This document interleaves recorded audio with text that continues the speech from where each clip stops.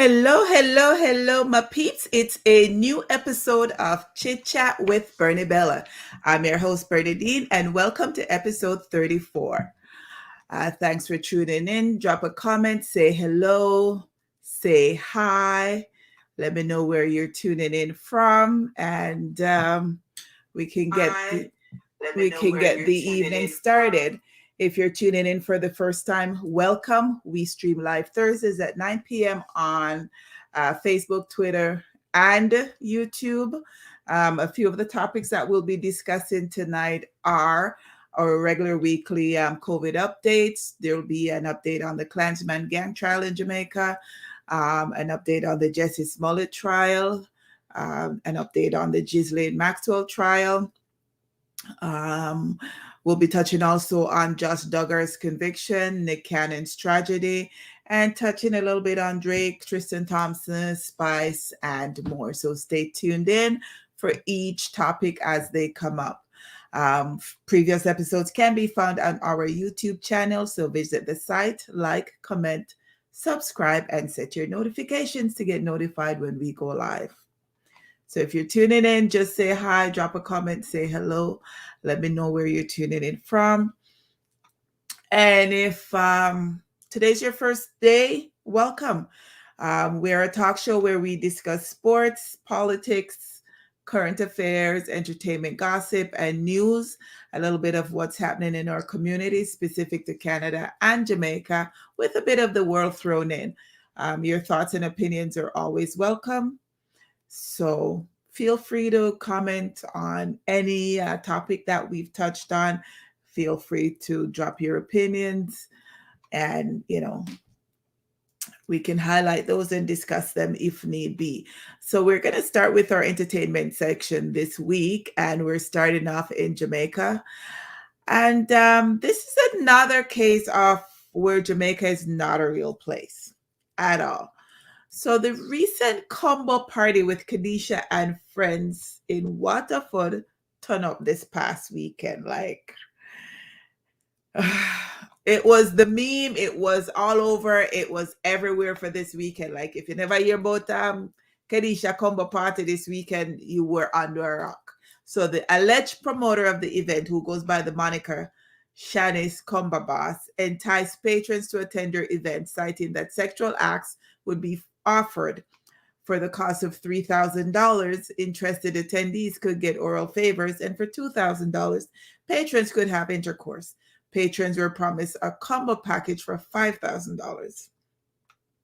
Now, Shanice Combo Boss Wilson and Khadijah Lewis insist that the sex acts talked about in the video were merely to help boost attendance at the event, insisting that they would never sell sex. Shanice Combo Boss and her friend Kadisha say that they were bored on a Sunday during one of the weekend lockdowns and uploaded the video of Wilson inviting patrons to the event, promising oral sex and full intercourse at various prices, including a combo deal for $5,000. Now, social media was flooded with the various memes and videos of persons saying that they were heading to the event in Waterford. But despite their newfound fame, the videos caused some distress, and Wilson was even taken into custody by police. The cops determined that no combo would take place in the division, and they visited Club Overdose because when it initially came out, the party was supposed to be held at Kadisha's place, but due to the overwhelming response, they moved it to Club Overdose on Port Henderson Road, popularly known as Back Road over in Portmore.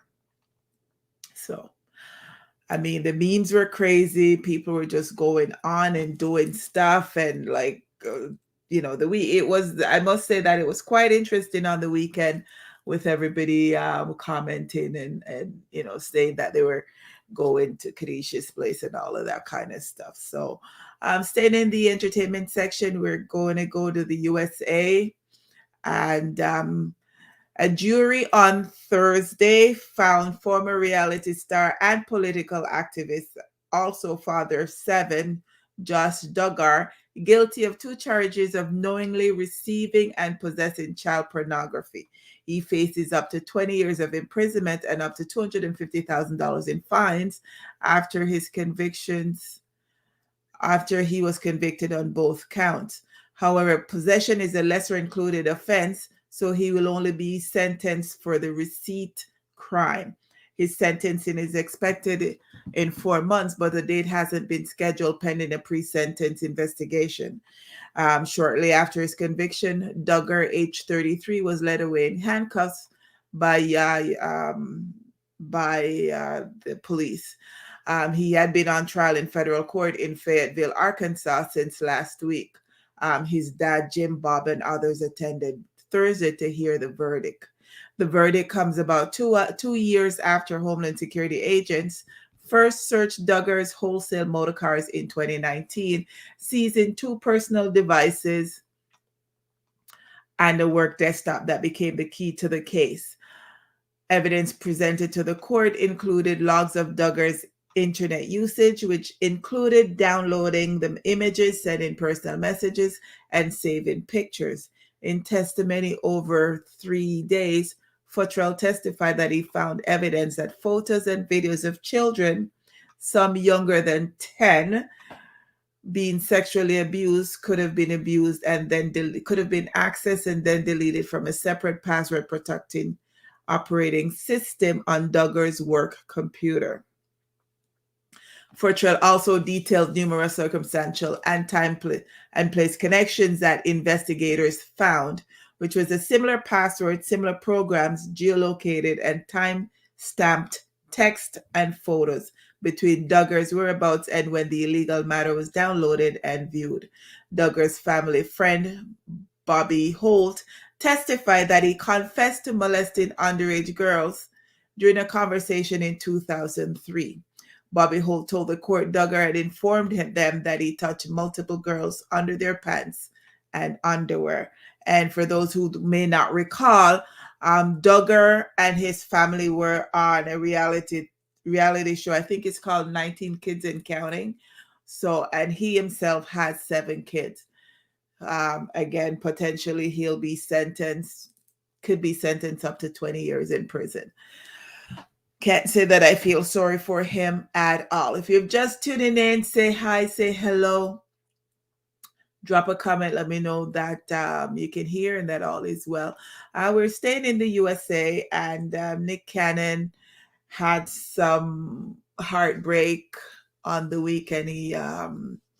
He revealed that he lost his 5-month-old son, Zen Scott Cannon, to brain cancer.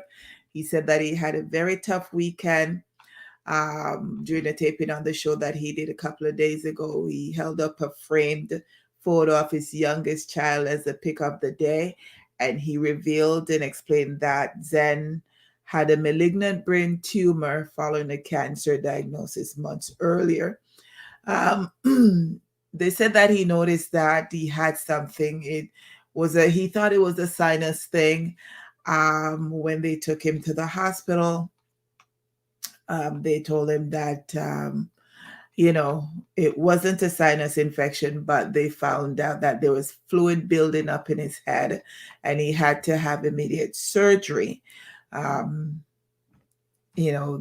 did have the surgery and they were hoping for the best, but by American Thanksgiving weekend, things took a turn for the worse. And he said that, he was lucky to be able to spend this past weekend with Zen.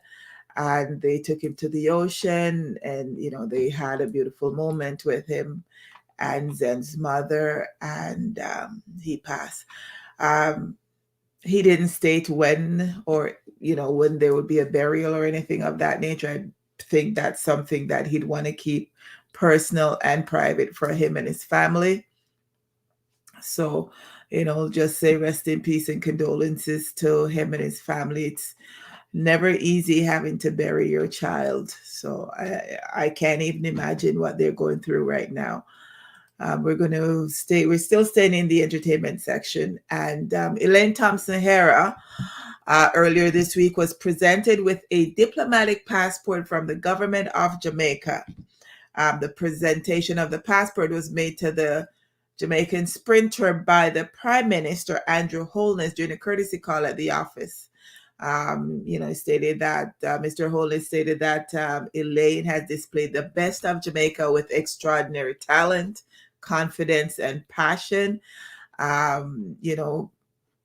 Elaine had a very good year, winning several Olympic medals, several world medals, and also winning the World Athletics Female Athlete of the Year at an award ceremony last week. So, getting the diplomatic passport is just a fitting ending and the cream on top of what she had this year.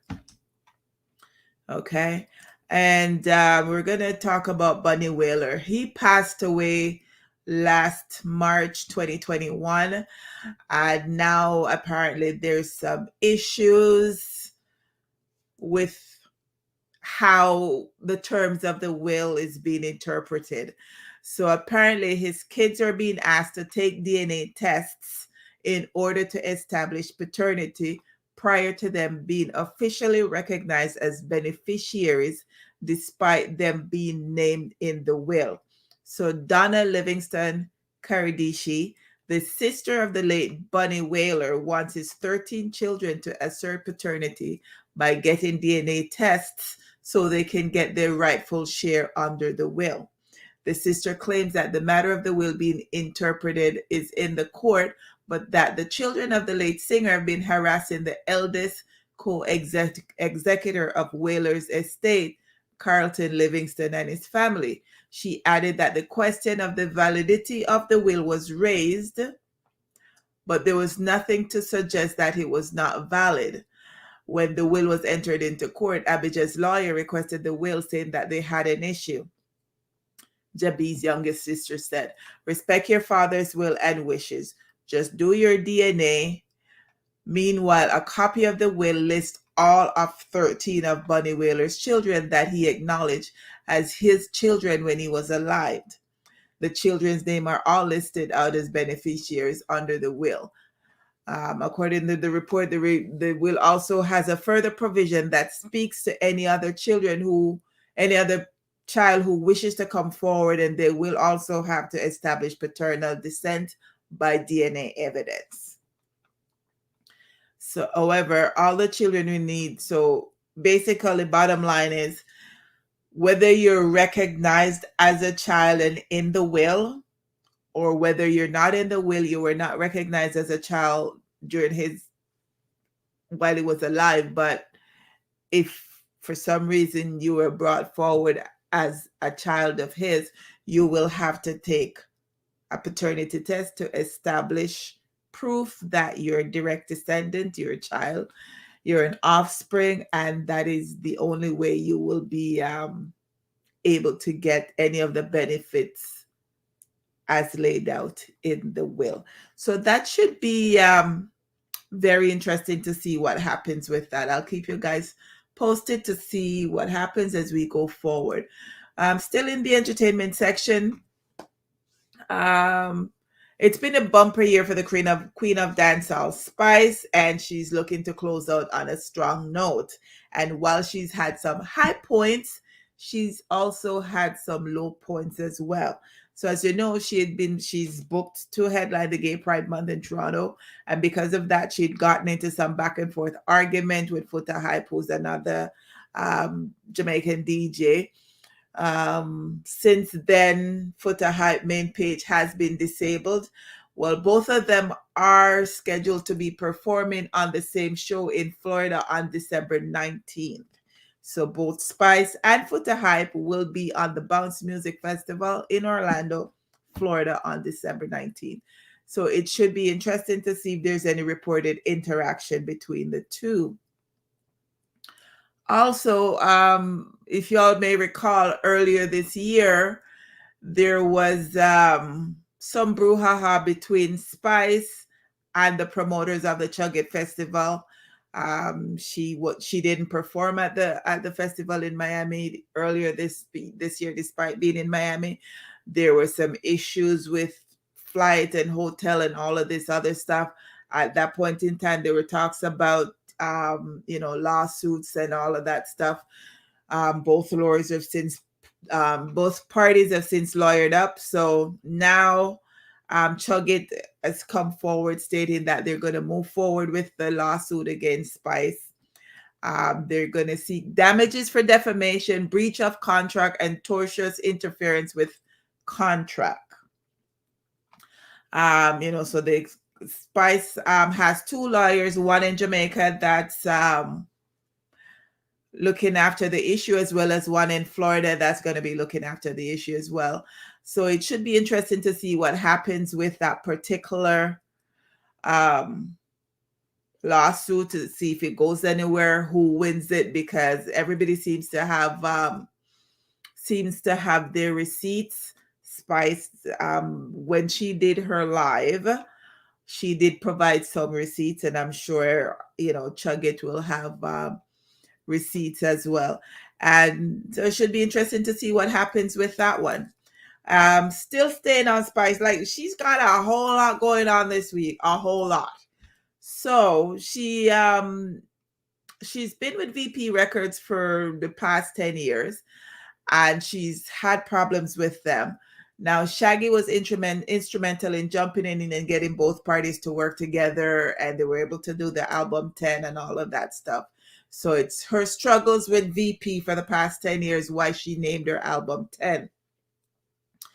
Now, Shaggy has come out and stated that VP did not do enough to promote the album in order to increase sales.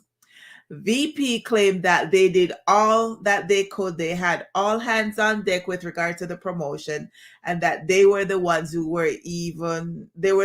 actually submitted the album for Grammy nominations.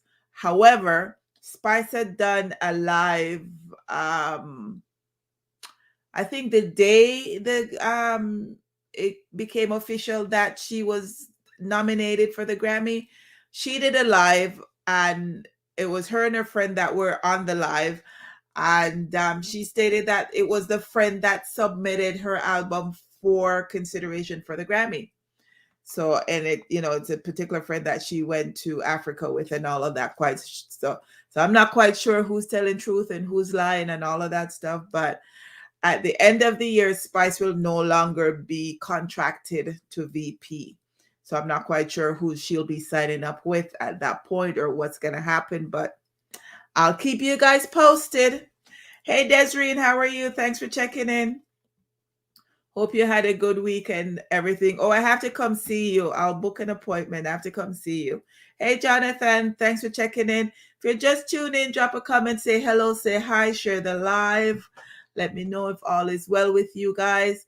And staying in Jamaica for the entertainment section, Robbie Shakespeare of the infamous Sly and Robbie, the Rhythm Twins duo, has passed.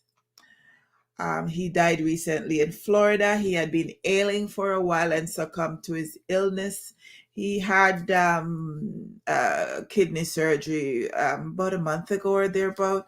So it's a big loss to the Jamaican musical fraternity, as he was instrumental, along with Sly, in creating several rhythms. And a lot of you guys, bounce to his rhythm or whatever. I think the one that put them on the map way back when was a Taxi Rhythm, and that just catapulted them out. And so condolences to him, and rest in peace. Condolences to his family, rest in peace to him. And like I said, it is devastating blow to the Jamaican music fraternity. Let's see. Desiree says, well, hope all is well with you too. Yeah, can't complain at all. Can't complain. All is well with me. Still in the entertainment section, and Canadian rapper Drake withdrew his, on Monday, he withdrew from the Grammy Awards, removing his 2 nominations for the, that he had. He was nominated for 2 Grammys.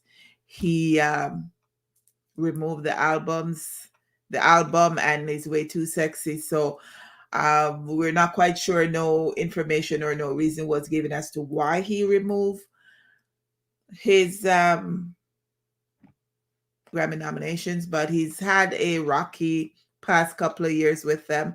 he hasn't liked how some of the albums that have gotten nominated over others and all of that kind of stuff. So it's interesting. Maybe at some point he'll come out and say why, maybe not. Also, earlier this year, there was, I think it was about March, April, a trespasser.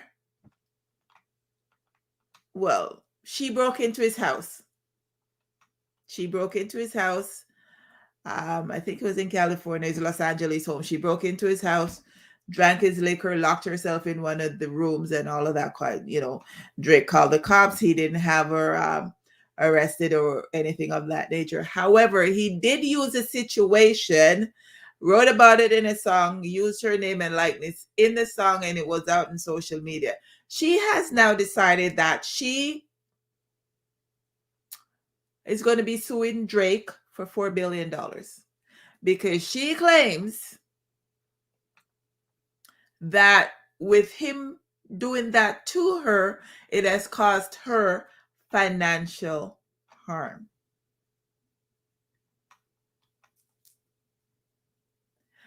I don't understand that one there.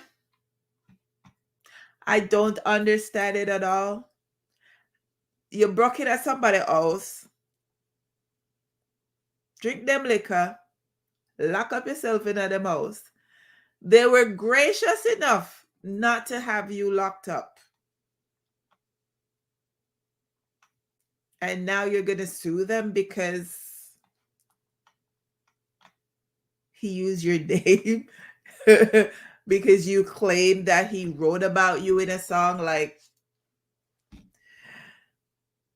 that woman needs to be assessed to see if she's, needs to be assessed. Hey, Colleen, how are you? Thanks for checking in. Hope you had a good week. Hope all is well. Hey, Samuel. How's things over there in Florida? Hope all is well. Okay, so touching on Tristan Thompson a bit. This man, he just gets out and about.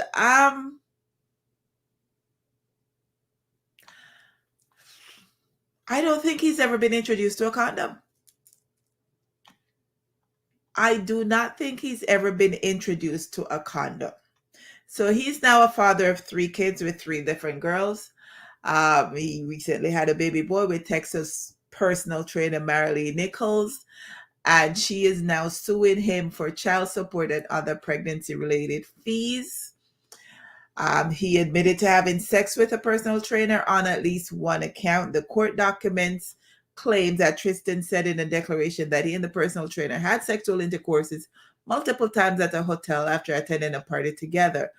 Although she claimed that they had an affair that lasted over 5 months, Tristan denied the claim and said that they'd only been intimate on that one occasion.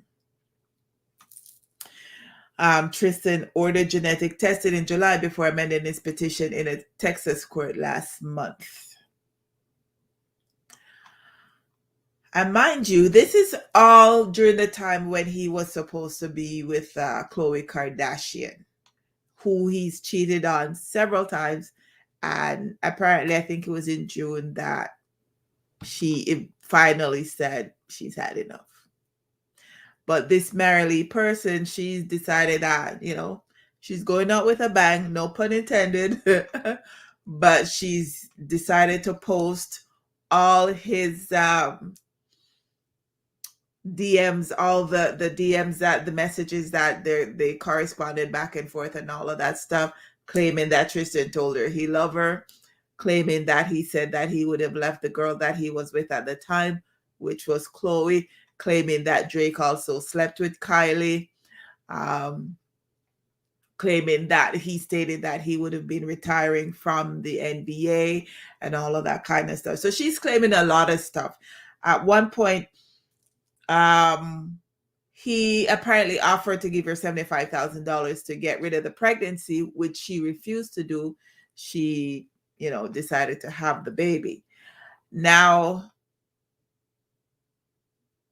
2 things bothered me about that part. The fact that, one, everybody seems to think that social media is now your vehicle to speak to somebody else.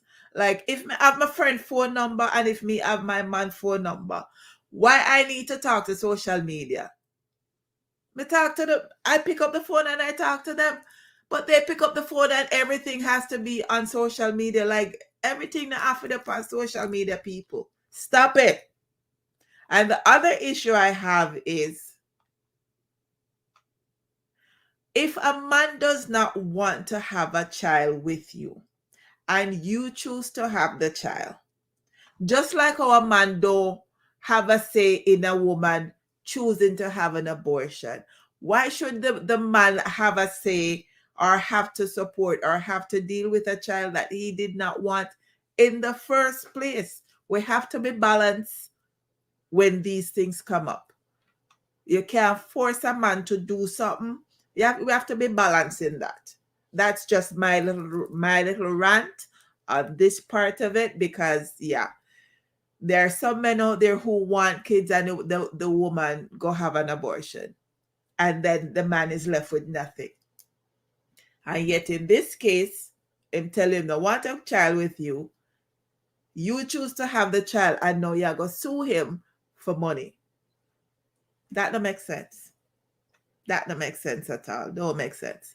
But it is what it is. But Colleen said, oh, you sick like a dog. Hope you're feeling better. What did you do? Hope you're feeling better, though. Hope you're feeling better. But we're going to go to our sports section. And I don't know what going on with the Raptors, them, you know. Well, I do, but, you know, they lost again last night. They've won 3 of their last games. They're severely undermanned. So they're not winning as consistently as they should be because they they have a lot of players that are out. So they're presently under 500 average. They're 11-14. They sit 12 in the Eastern Conference. And I'm hoping that I know they play tomorrow. I know a couple of the players that played yesterday are not going to be playing tomorrow. Champagne and a couple others are not playing tomorrow. Masai, it was announced today that Masai Ujiri caught COVID and all of those kind of stuff. So, we need some little bit of CH burning in the Raptors at their playing facilities so they can get some good luck and get rid of the bad juju so that, the players can get back to playing basketball so we can get back to our winning ways. Because if they continue to lose, they won't make it to the playoffs, and they need to make the playoffs. So that's just my little thing right now. Argos, they played the Hamilton Ticats last Sunday. They lost that game last Sunday, so they will not be going in they will not be playing in the Grey Cup final. There was a little bit of controversy around how that came about because they played without their main quarterback and a few of their other main players, because those players chose to go to the Raptors game on the Friday, and I guess they were not aware that based on the CFL COVID protocol, they would not have been allowed to play even though they tested negative. So it was a very costly trip for them because they didn't get to play the game. Argos lost, and Argos are not going to go to the playoffs. Also, there was a little bit of tussle after the game. So Toronto police said that they're investigating because, they got into an altercation. A couple of the Argos players got into an altercation with a Ticats fan. I guess a Ticats fan jumped over, allegedly jumped over the barricade and were attempting to fight with the Argo players. Not quite sure what the backstory is there, but I'm sure mainstream media will let us know what's happening. And with regards to the Maple Leafs, surprisingly, they're winning. They're first in their Atlantic Division. They've won 3 of their last 4 games. They're doing well. Let's hope they keep it up. Fingers crossed, and my toes are crossed too. You can't see it, but my toes are crossed. So let's hope they keep it up. If you're dropping in for the first time, say hello, say hi, let me know you're here, and join me. So that ends the entertainment and sports section of the show. We're going to move on to the news portion, and we're going to start in Philadelphia. And 2 men were arrested and charged in the death of Samir Jefferson, who is a 14-year-old Philadelphia teen who was fatally shot last Monday. He was waiting for the bus after school when 2 men got out of a car and chased him down the street, firing at least 36 rounds, 18 of which hit the 14-year-old. Police haven't released the motive for the shooting, but announced on Wednesday that they arrested 2 suspects, Kadir Johnson and Kyair Garnett. Kadir Johnson is approximately 26 and Garnett is approximately 21. Both men are charged with murder, conspiracy, violation of the Uniform Firearms Act, possession of an instrument of crime, reckless endangerment, and tampering with evidence. Garnett also has an outstanding bench warrant from Montgomery County and was charged with receipt of stolen property and unauthorized use of an automobile. It's possible that other men could be charged for Jefferson's death, and police says they're obtaining arrest warrants for 3 other men they believed were involved. Can you imagine a 14-year-old get shot 18 times? And that's because the other 18 shot missing. That's crazy. Colleen Raptors need a doctor because the nurse cannot help them. Colleen said the nurse cannot help them, so they need a doctor. Oh boy. I don't know. It's crazy. Anyways, we're moving on to Georgia. Hey, Enid, how are you? Good night. Thanks for checking in. Hope you had a good week this week. Hope all is well. So we're moving on to Georgia, and a 14-year-old girl was fatally shot last week in Georgia by her 13-year-old brother, who has been charged with felony murder. Sheriff Tim Pound said during a Wednesday news conference that the boy who sells and makes ghost guns allegedly accidentally shot his sister while attempting to hit someone else. The shooting allegedly occurred when people came to the family's home in Douglasville under the guise of purchasing the guns, which were assembled without serial numbers from the boy. They instead stole the weapons, prompting the boy to fire shots and inadvertently hit his sister as they left the house. The 13-year-old boy and 19-year-old Yusuf Jabril MacArthur L., one of the people who made off with the guns, have been arrested and charged. MacArthur L. has been charged with robbery, and both were charged with felony murder. Police have not yet identified the other persons involved in the robbery. The teenage boy has been selling the homemade guns, popular for their inability to be traced across various Georgia counties. So a 14-year-old who is selling ghost guns, and ghost guns are guns that you buy in pieces and put them together, so they're not traceable. They're not, you can't trace them. They don't have serial numbers and stuff. And in selling those guns, they attempted to rob him, and in trying to shoot after the robbers, he shot and killed his 13-year-old sister. So the mother is now losing the son to prison, and the daughter is going to be buried. Me want to know where the mother did them when them sell guns, or where the father, where the adults in the family were when they were selling these guns. I would like to know where the adults were when these guns were being sold. And for the guy that came and bought the gun and was robbing MacArthur L., he's also charged with murder. And the reason why he's charged with felony murder is because the girl in the US, they have this thing where if you were committing a crime and somebody died while you were committing the crime, you, even if you didn't shoot the person or you didn't kill the person, but you were there participating, you are held responsible for that. So I got jail too for life. Pennsylvania, they don't do this juvenile crap. Jail for life. So sad for the family, sad for the parent, but you know, it is what it is. It is what it is.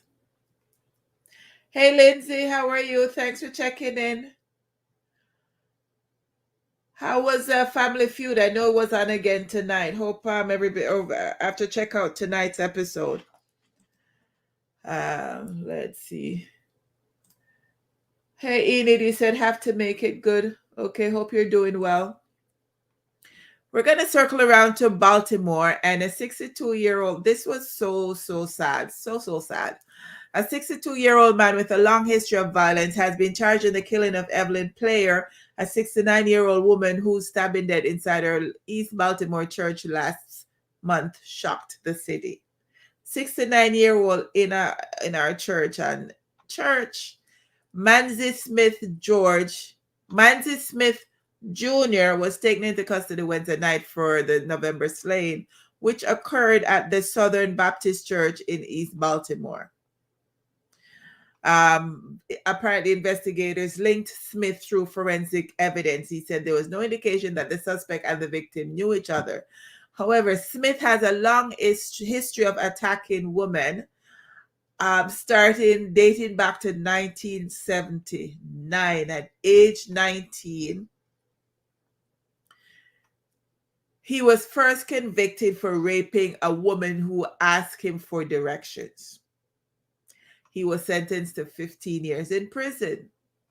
In 1992, he was again convicted of rape and assault with intent to rob and sentenced to 30 years in prison. He was paroled, and in 2014, he was sentenced to 8 years in prison after he knocked down and robbed a 64-year-old woman. Obviously, he was paroled. They said that he received treatment for mental health issues at Spring Grove Hospital Center before pleading guilty to the 2014 robbery charge. And he was placed on supervised release, which ended in October. And in November, he went and killed Miss Player.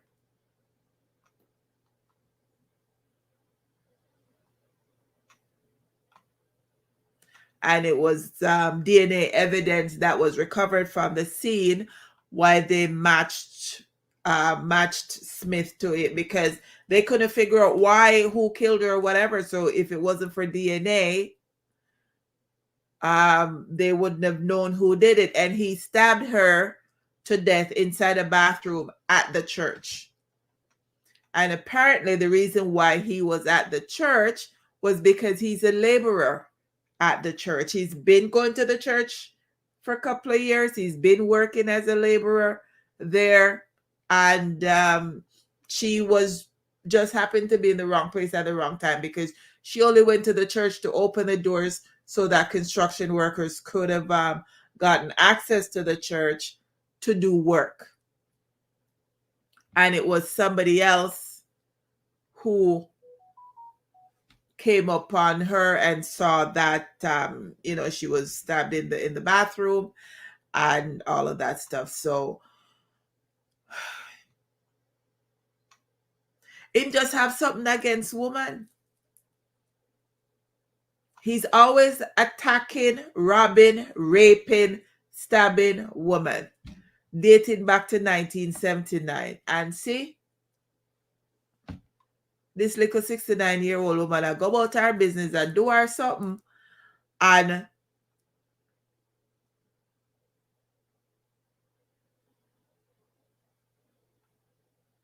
but at the end of the day, if him did want to go back to jail, all him have to go do, I probably rob a convenience store and go back to jail, because I don't think he knows how to function outside of jail. When you spend that much time in jail, you get institutionalized. So you don't know how to function outside of jail, outside of the structure what jail give you. But his history, in a 1979, he get 15 years. In a 1992, he get 30 years. In a 2014, he get 8 years. That's crazy. And they keep letting him out. Like, after the second one where you get 30 years, like, them shouldn't let him out of prison. Them should not have let him out of prison. I know a family is mourning the death of their mother because this idiot.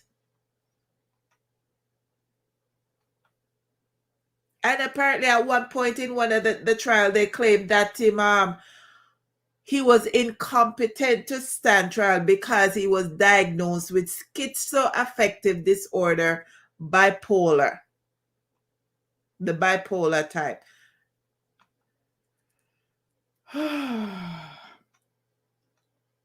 That's crazy. Sorry for the parents and sorry for the people, but it is what it is.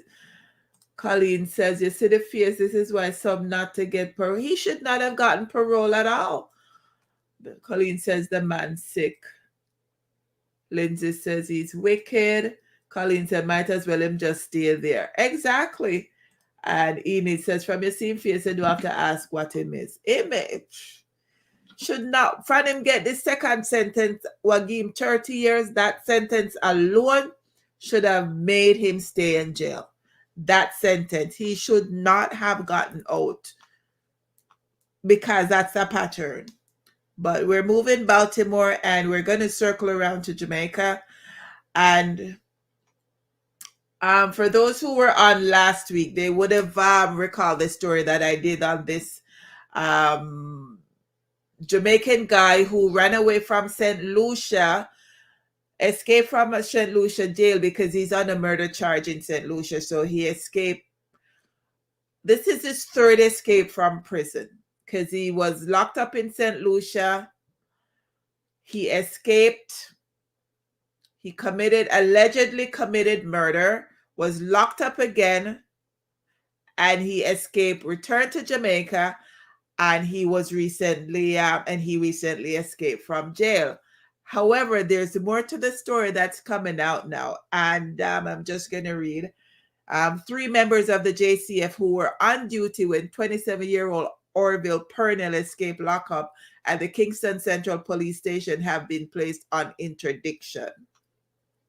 In a release on Tuesday, the JCF stated that it treats the integrity of our facilities and their capacity to securely detain criminal suspects as a matter of greatest importance to effective law enforcement. So there's the story that the Jamaica Observer put out that stated that Purnell made an offer of $3 million to police personnel and inmates at the police station to assist in his escape from custody on December 1st. The 3 JCF members who were on duty in question have been placed on interdiction, so they've been suspended. And it's also been confirmed that a parallel criminal investigation has begun into the incident, to see what's the backstory, because part of it as well is that Purnell bragged to other inmates that he would not be in jail long enough to be returned to St. Lucia. He also paid other inmates $50,000 to get their friends to throw cutting tools over into the prison yard in order for him to get to be able to escape from prison. And apparently since the start of 2021, there have been 8 incidents of detainees escaping from police lockup. Of those incidents, the police commissioner indicated that 4 investigations are far advanced and are the subject of administrative processes.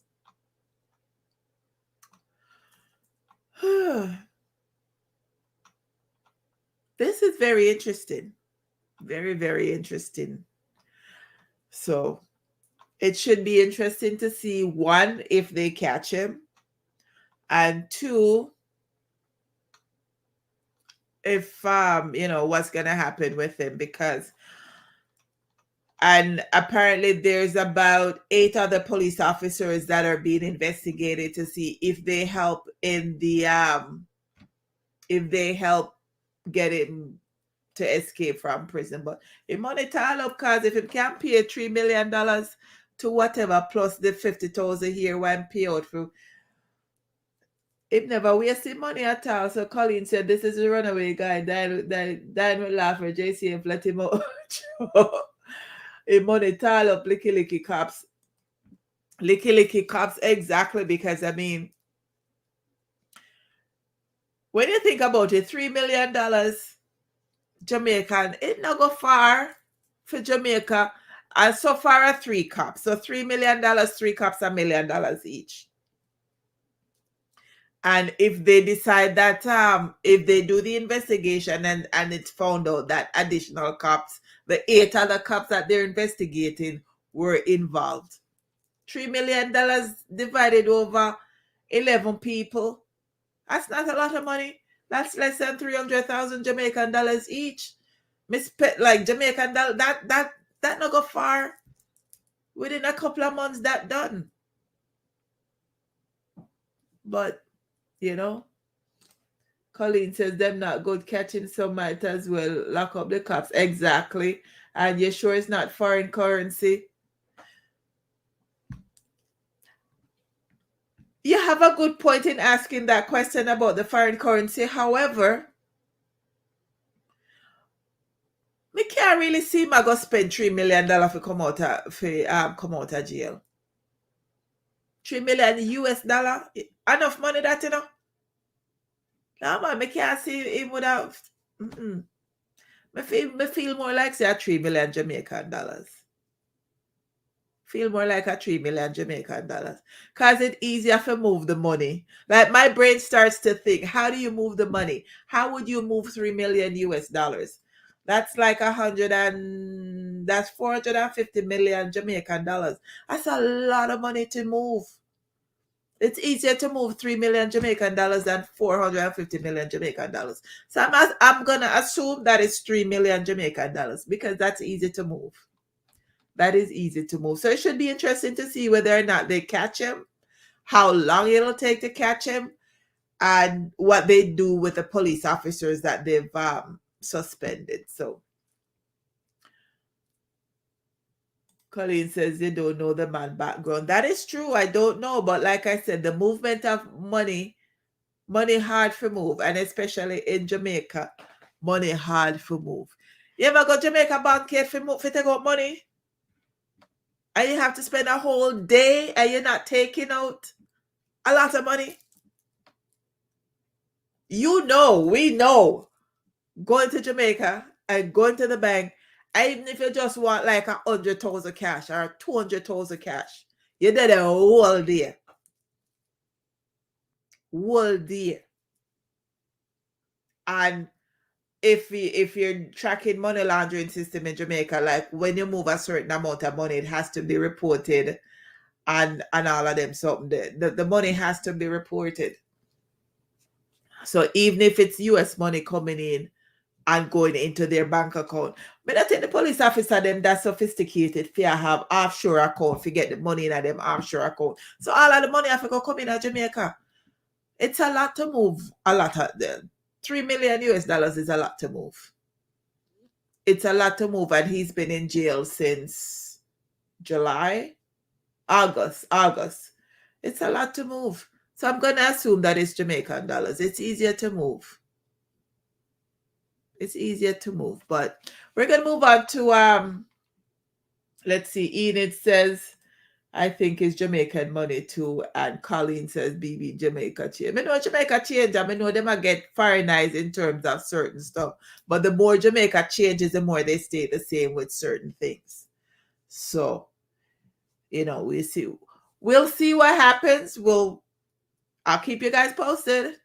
We're gonna circle around to Chicago, and I had to change my story a bit for this one because the changes came in after 6 this evening, so I had to do a quick rewrite.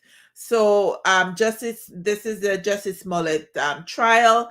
A jury in Chicago found him guilty today of falsely reporting the police that he had been the victim of a racist and homophobic assault in 2019, an attack that investigators presented as a hoax directed by the actor itself. So after deliberating for more than 9 hours, a 12-person jury indicated that it had chosen to believe the accounts of two brothers who testified that Mr. Smollette had asked them to mildly injure him as part of a publicity stunt.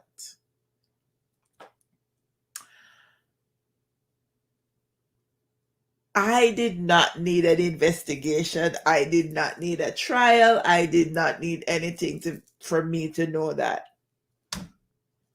Boy, did I lie. Me never need none of all of this. All of that money spending, all of the investigation, me never need a trial to tell me that. Me didn't know that. But I'm going to recap some of what came up in the trial this past week. And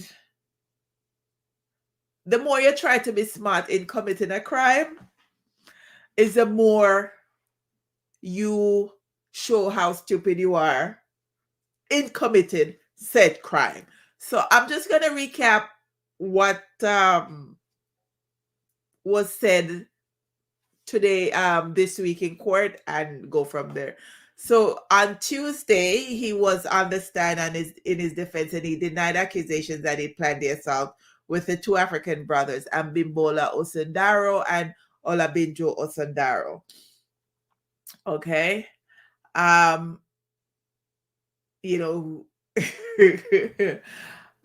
days before the assault, he and Abimbola had simply been smoking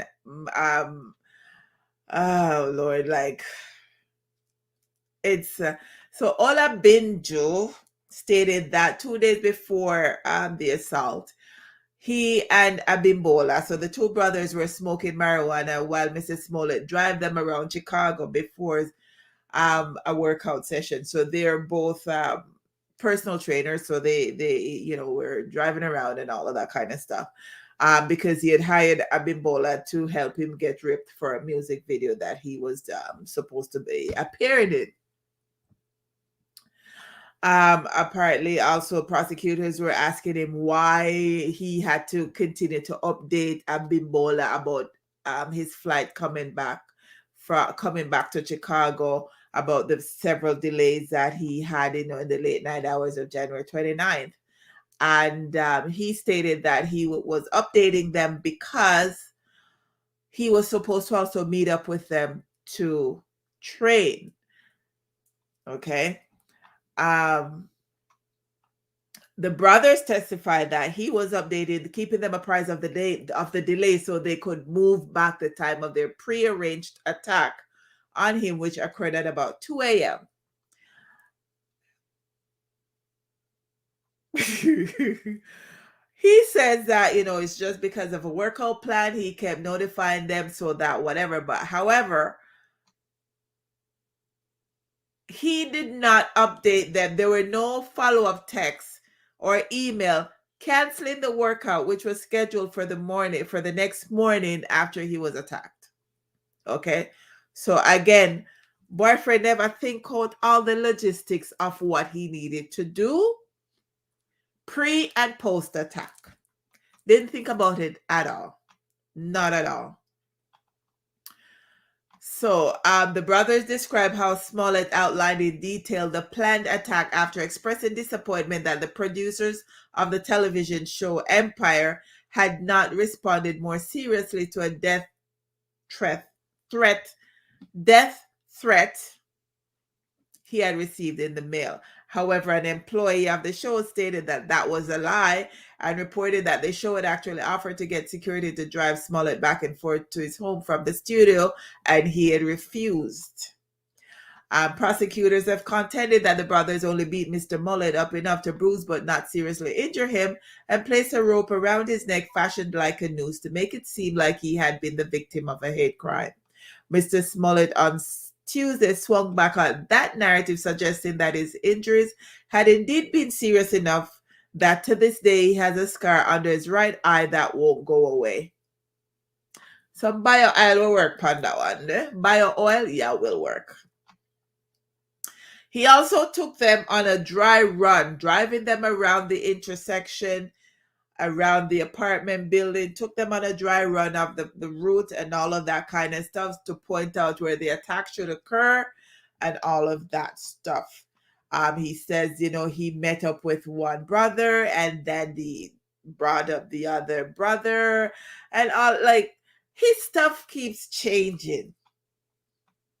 He keeps changing. 1 minute he say one brother creep him out. The next minute he has the two of them in a car with him and all of that stuff. It's like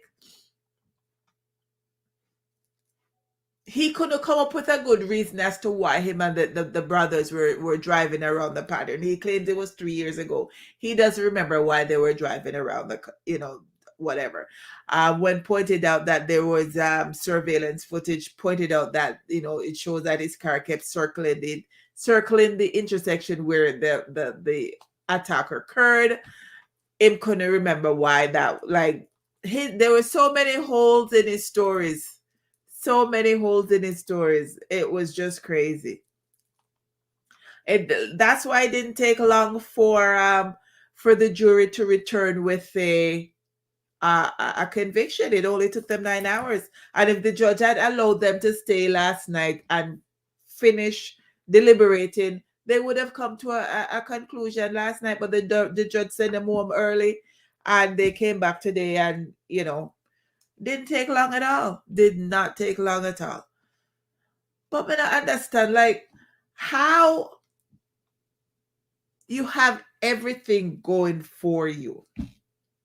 You have looks, you have money, you have a good family, you're in a nice show upon TV, your coins are coming in, and you wanted more attention? I understand that. Somebody make it make sense, please. Colleen says, maybe don't try the case from the morning after. The scar must stay there too bad. Colleen says, but he not have no brain because him never really plot out all this thing for work. Him did need me for work with him on it. Him never plot it out properly. Did not plot it out properly at all. But him can use like a bio oil on the scar. If him never did use that, but it'll be a reminder of his stupidity. So they're stating that there's a possibility of him getting up to 3 years in prison, but because it's his first offense, he may only get probation. But I'm thinking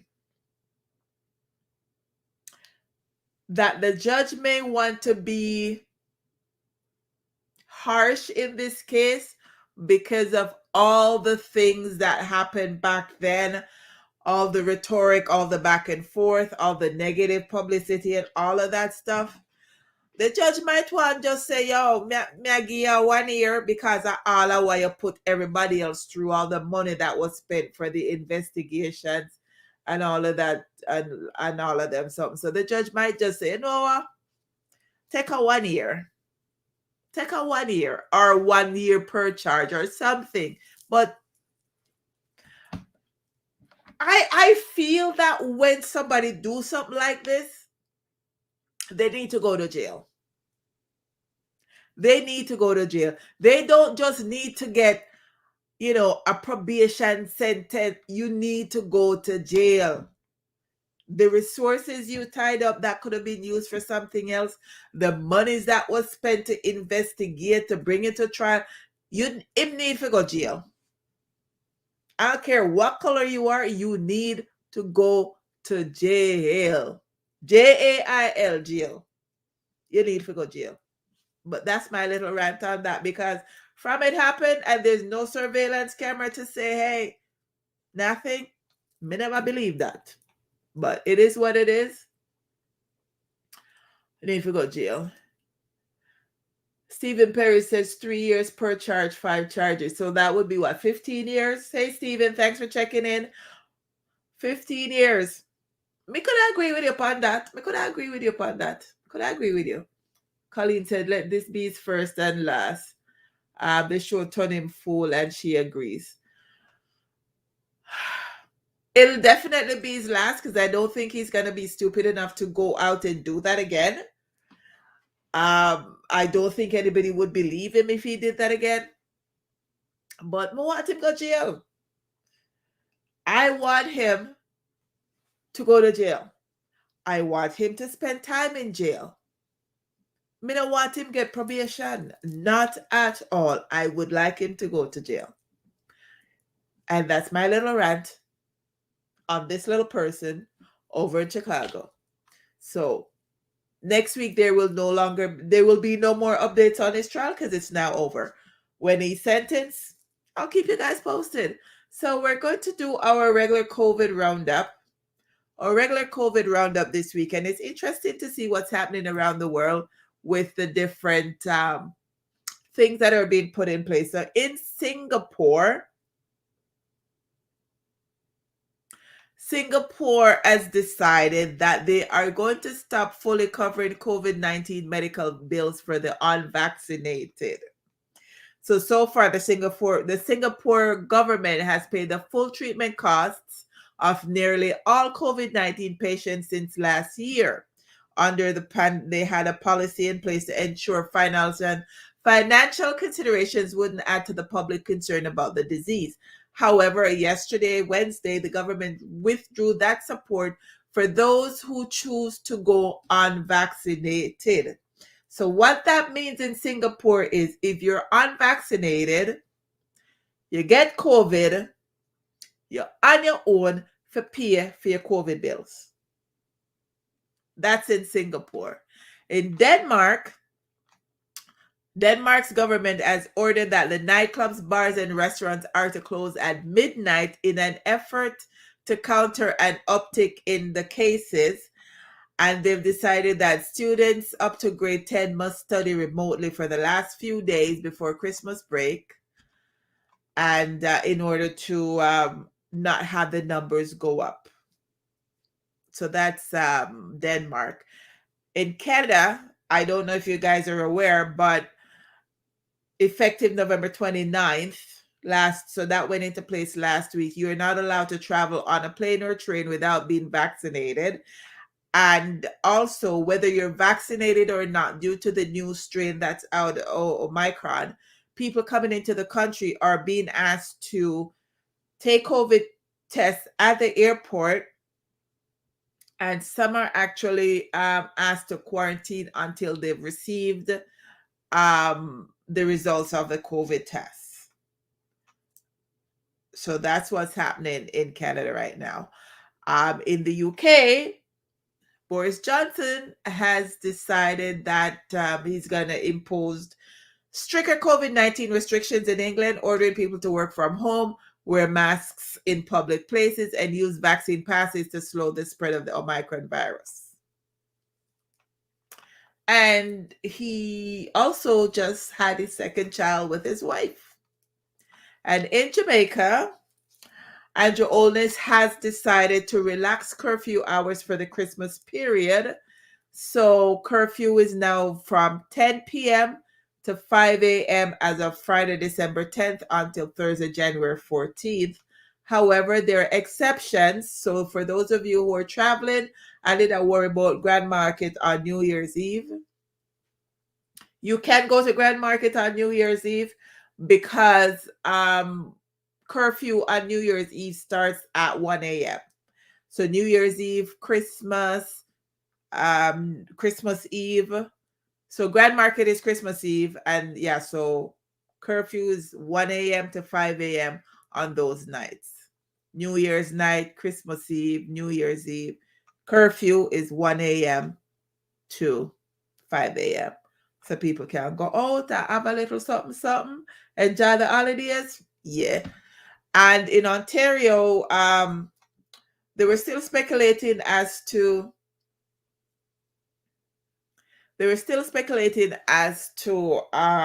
removing the capacity limits on higher risks places like nightclubs and strip clubs and stuff, but that will not go through. Again, the numbers are going up. The new strain that's in place. I don't know what they're going to do. I don't know what they're going to do. I don't know.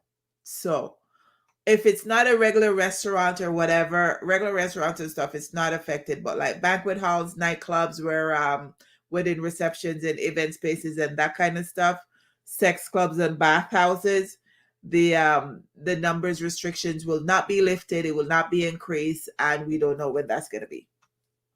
That's just that case. And Pfizer and are stating that a booster dose of its COVID-19 vaccine may help with the Omicron variant. We're not quite sure what's happening with that. We're still waiting, but they've done some data testing. And at this point, I just had enough. I just had enough. So the corona numbers for this week are as follows. In Canada, we've tested 1.82 million people.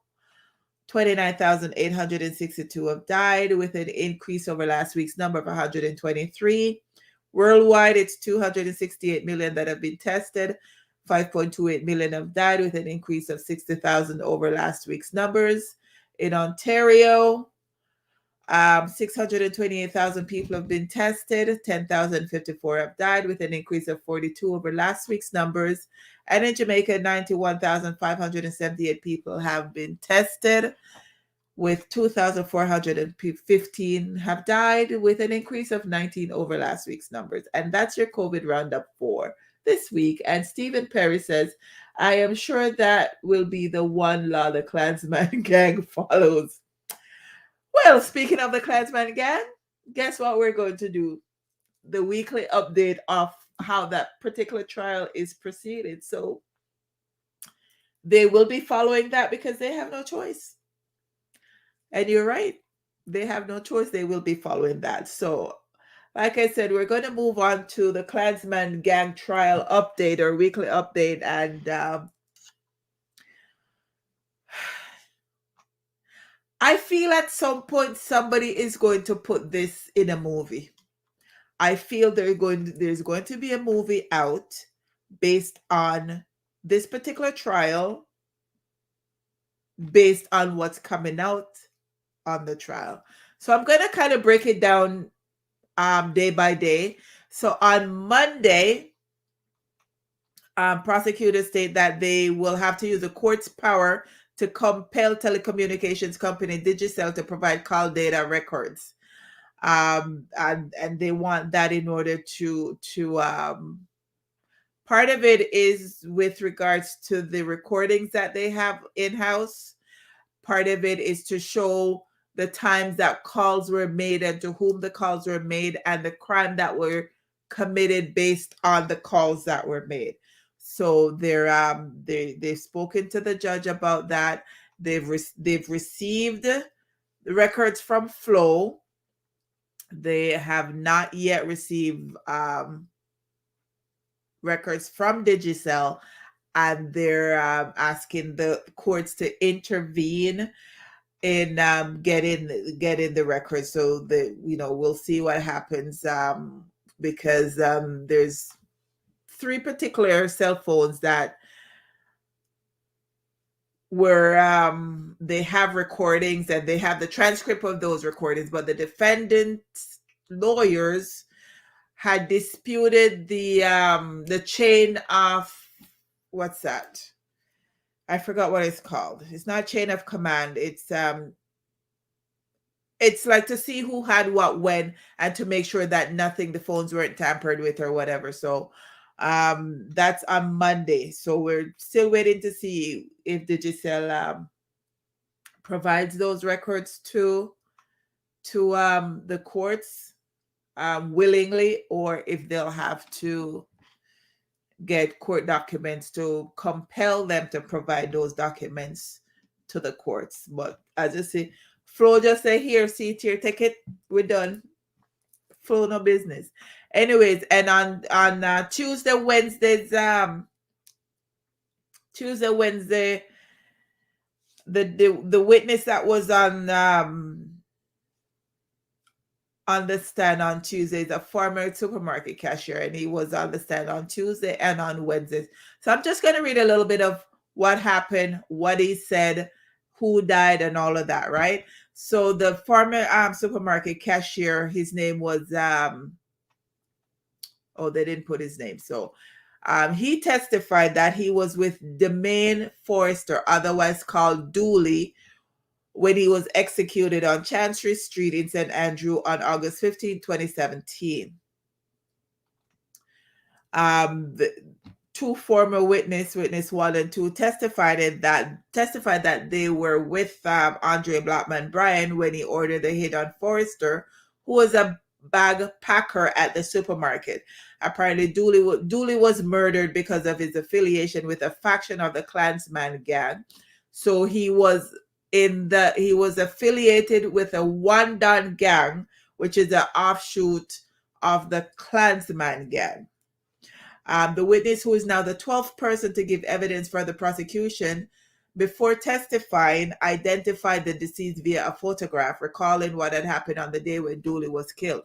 The witness said they had worked up to the end of the night shift and was leaving with others to head home at 9:30. He said he and Dooley first left the store and were walking and having a conversation when he heard an explosion. The witness says, while we were talking, I heard a loud bang in my ear. My ear started ringing and I turned to my right. The witness said Dooley had been walking to his right. He said when he turned in the direction from which the bang came, he saw Dooley on the ground and he heard more bangs. He said, I saw like a flash of light and immediately I decided to run back to the store and I started to run. I ran back right inside. The witness recalled for the court. To the amusement of alleged gang leader Andre Blackman Bryan and his brother Kevon Green, who seated side by side, convulsed with silent laughter while eyeing each other. Them not take the court system.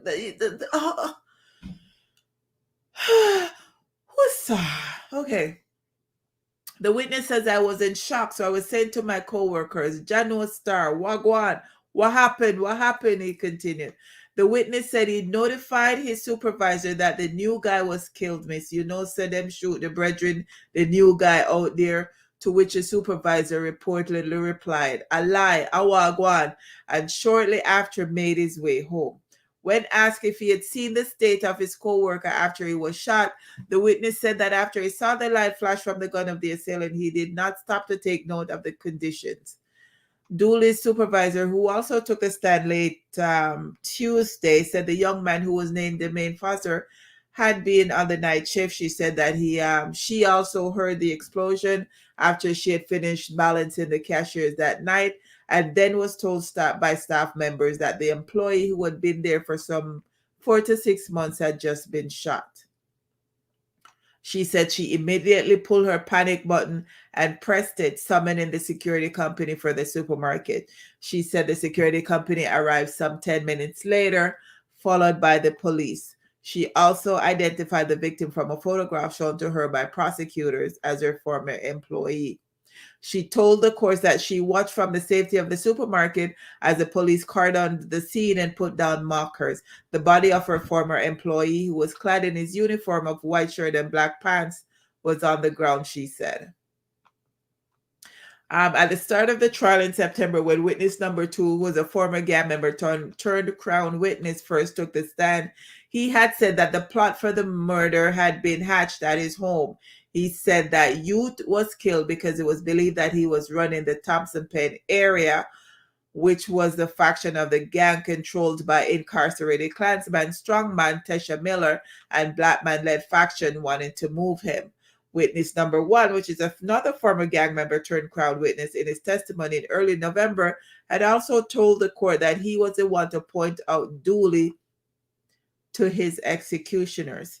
He said Dooley, who was killed after 3 attempts, had been marked for death because he was said to be a rival. Oh, Jesus.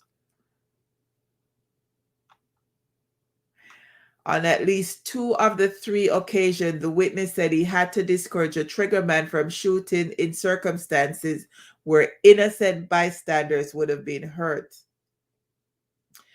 The witness said Brian was upset about the failure of the gang to take out the individual on the first attempt, quarreling that Uno call Uno self-killer and can't kill one man. He said on the last attempt, which took place the day after the second had failed, Dooley was killed. He said 2 cars with the gangsters aboard had waited until the targeted man left the supermarket that night and was about to board a taxi. Sus pull out a gun and start to shoot him in his head. Sus was exactly back at him. He rest the gun upon him and start fire, the witness said.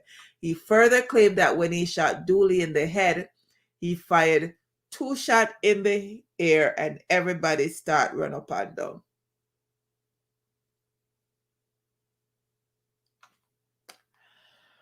Like I said, they will have to do a movie on this particular trial because there is no way when you sit and read, and think, imagine if these particular people had put their talents to legal use.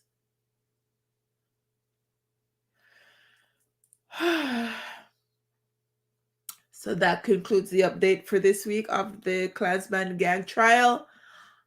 I will keep you guys posted next week. We're going to stay in Jamaica and we're going to move on to the shooting death of the Sandybank basic school teacher. So the teachers at Sandybank Primary and Basic Schools in Treasure Beach, St. Elizabeth, believe they have been robbed following the killing of one of their colleagues Tuesday morning, Chanel Smith, who at the time of her death worked at the basic school but taught at the primary school prior to that and was shot dead by gunmen near the school gate. This is an angel that they took away from us, one teacher told the Observer. She was molding the children, helping them to achieve their dreams, and look what they did. The teacher described Smith as someone who was very humble and quiet. I had never heard her raise her voice yet, she recalled. When she started, we were wondering if she was in the right field. When she spoke, you could hardly hear her. She said Smith got better at her craft over time until she became one of the most loved teachers at the institution. She was perfect. She has never been in any incident with anyone, she said. The St. Elizabeth police have identified an individual they believe can assist with the investigations into the murder of the school teacher. He is Domain Robinson, otherwise called Domain Mile or Starboy Miles. Robinson is said to frequent Royal Flat and Christiana in Manchester.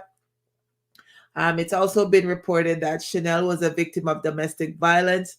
Her father, Vernon Smith, made that comment while he was being interviewed. I think it was a Star that did that. He said that she's been going through hell since 2019. He claimed that she was threatened on several occasions by an ex-boyfriend who also assaulted her on at least one occasion while the father said, I remember one night the family was at home and we hear like rustling coming from upstairs. And me hearing my daughter say, leg up my throat. The father said, when I go up there, I saw the guy and I said, what are you doing here in my house? He turned and asked me, how you getting at this? And I told him to get out of my house or else. Smith said after that, a heated exchange between himself and the man. They had a heated exchange and the abusive partner left. The father said that he and his daughter reported the matter to the Treasure Beach police station. He told the Star that his daughter is a past student of Bethlehem Moravian College, suffered in silence for a while before opening up to him about what she was facing. He said that on one occasion, the ex-boyfriend went onto a school compound where his daughter worked, grabbed her by the throat and attempted to choke her. Them called me and I called the police. So the police went there and warned him, Smith said. Police have still not disclosed the motive for the killing, and there's no indication that the deadly attack is linked to the abusive relationship that she endured.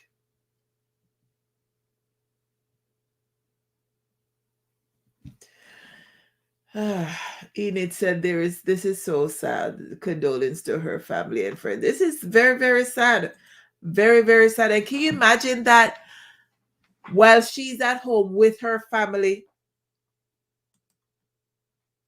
this boy have her a beat her, and then when the father intervened, him a go ask the father how the father get into that. Like, how are you in somebody's house and asking them how they coming at this? I don't get that. And unfortunately, you don't know your part. You can't see who you're picking.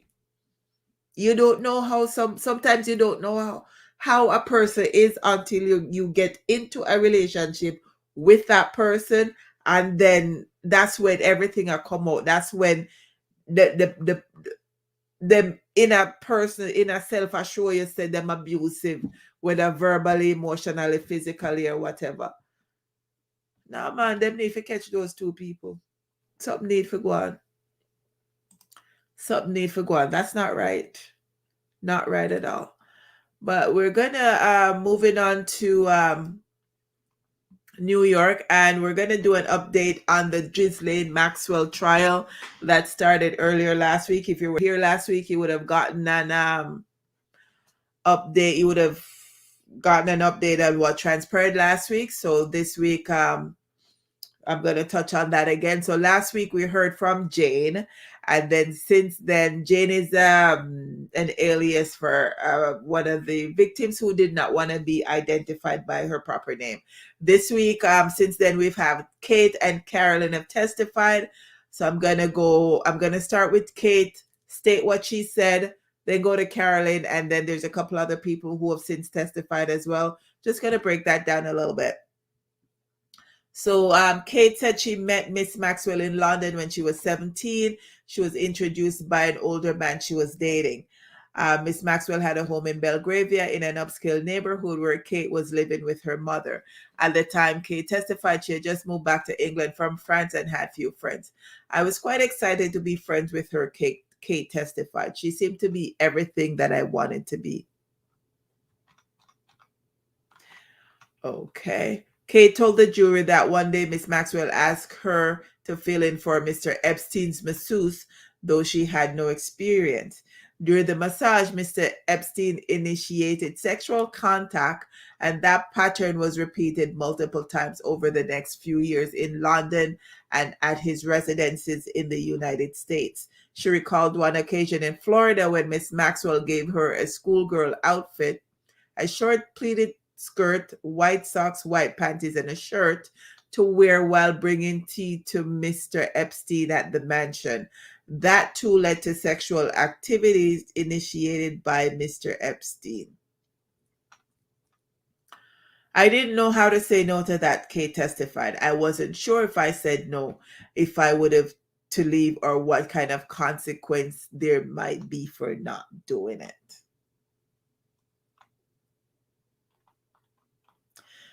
You have to dress up in a schoolgirl outfit. So that's what Kate testified. That's what she had to do. So on Carolyn, she testified that when she was 14, a friend brought her to Mr. Epstein's mansion in Palm Beach, saying she could make money for a massage. Once there, Carolyn told the jurors she watched her friend massage Mr. Epstein, then have sex with him. Over the next 4 years, Carolyn said she gave Mr. Epstein more than 100 sexual massages for money, during which time he touched her and masturbated.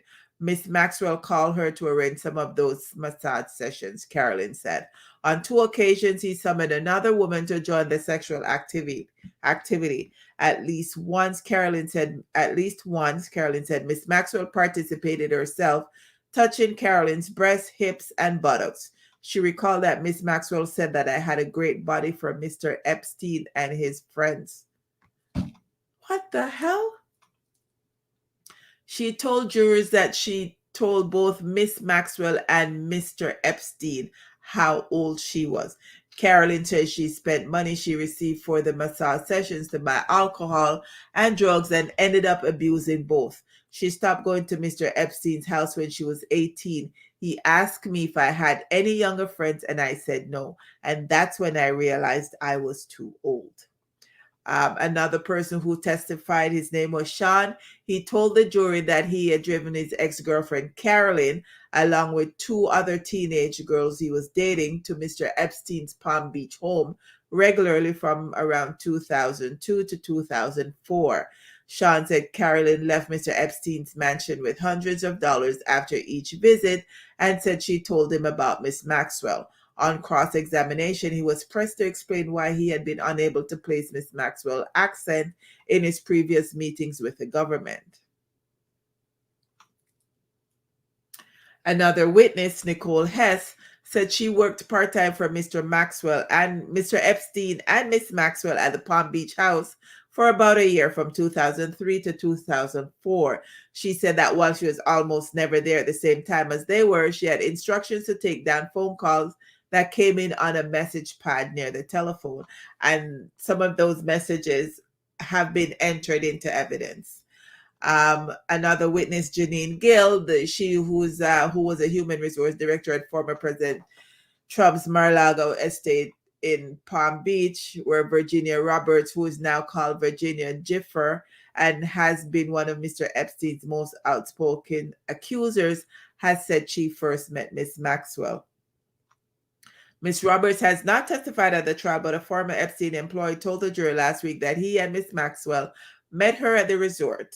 And Ms. Gill introduced evidence that Ms. Roberts' father worked at the resort at around the time this took place. David Rogers he's also somebody else who testified.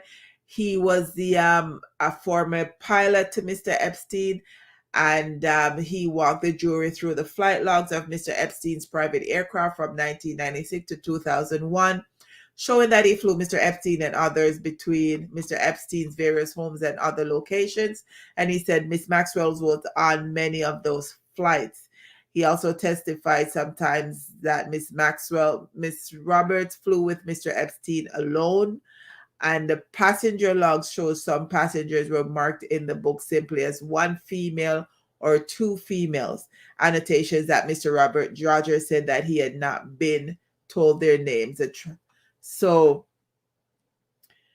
the pilot is, stating what he stated, and he stated that the reason why he wrote one female or two female is because he was not given the names of the party who was traveling with him. So the trial was temporarily adjourned today because one of the lawyers got sick. So it should continue tomorrow. If not, it's Monday. I'll keep you guys posted if anything changes, or just keep giving you regular updates until this particular trial comes to an end. So that's the update for Ghislaine Maxwell's trial. We're going to circle around to Jamaica, and this particular story, while it had some amusing parts to it, it still goes back to, again, domestic abuse, and it was just crazy. So a Kingston man who replaced his girlfriend's flat screen TV after he destroyed the previous one was told by the complaint that the new one did not have some of the features of the old one. Irvin Edwards pleaded guilty to malicious destruction of property when he appeared in the Kingston and St. Andrew Parish Court. Edwards indicated that he was in a relationship with a complainant for 6.5 years and warned her not to attend illegal nightly parties, as they would be in breach of the Disaster Risk Management Act and would put her at risk of contracting the novel coronavirus. She still continued to go to the party. She and her friend and them come home about 5 in the morning. Eventually, she met a guy, and I asked her what kind of business that, and she says it's a party guy. I don't really go to parties like that, but eventually she want to talk to the two at the same time, and I say if that'll go work. Police reports state that Edwards threw the 55-inch flat screen television over a wall and then threw a building block on top of it. Which, for those who don't know, building block is a cement brick. She was at the gate with a guy, and because it hurt me so much, I hurt back her feelings, Edwards admitted. The complainant stated that she had taken the TV, which cost $243,236.81 Jamaican dollars, on hire purchase. But Edwards indicated that he'd already replaced it and intended to carry it to the police station for the complainant to receive it. Senior Parish Judge Lorian Cole Montague told Edwards to go home and take his replacement to court. After 3 hours, he returned.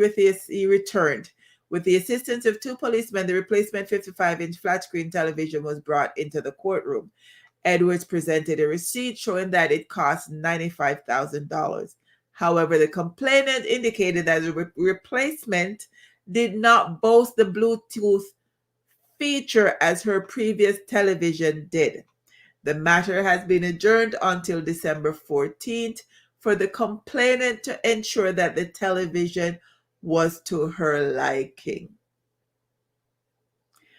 But $243,000 for a TV per hire purchase, that's over $2,400 Canadian. That's a lot of money to purchase a TV.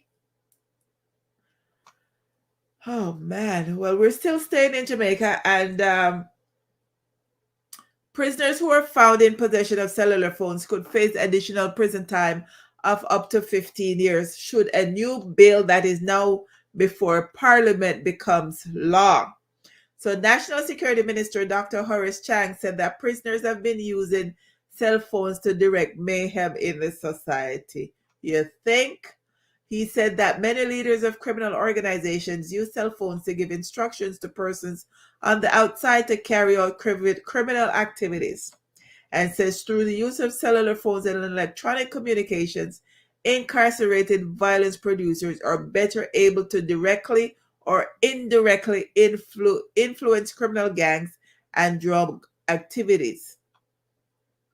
Some of these violence producers are leaders of top-tier members of gangs who give orders and perpetrate gang feuds and contract killings, and on occasions may pervert the course of justice as witnesses are threatened, injured, or murdered.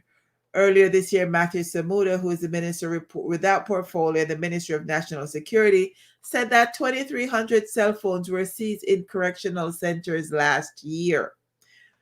Anyone inside a correctional institution who knows that they will spend another 20 years will have second thoughts about using a cell phone inside the facility, Chang said. So persons convicted in parish courts may be fined up to $3 million or be imprisoned for 3 years, while a second or subsequent offense will attract a fine of $5 million or up to 5 years imprisonment if you use cell phone or any form of electronic device and send instructions out the road and cause things. I guess Cartel not going to be able to what you call it, record any more songs and send them come on road if that is the case. But if you're in prison and you don't have no chance of coming out of prison, I don't see how that will deter you, but we'll see what happens. Hopefully that particular law pass.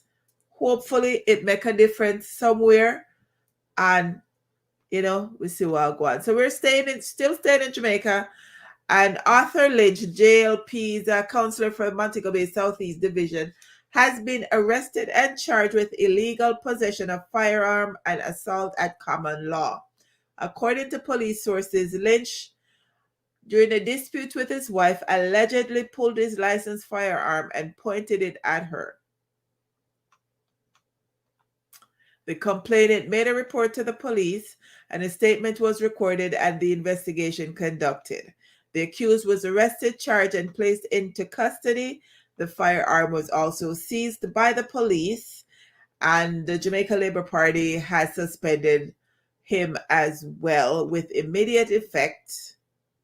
And they made the announcement earlier today, and the disciplinary committee of the party is probing the matter and will report its findings to the central executive of the party for further action.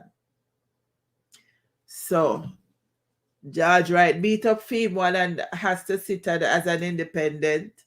You draw gun pan your one now, and you guys, I don't understand what's in the water down in the western side. So, because George Wright was from what, Hanover or Westmoreland? You're from St. James.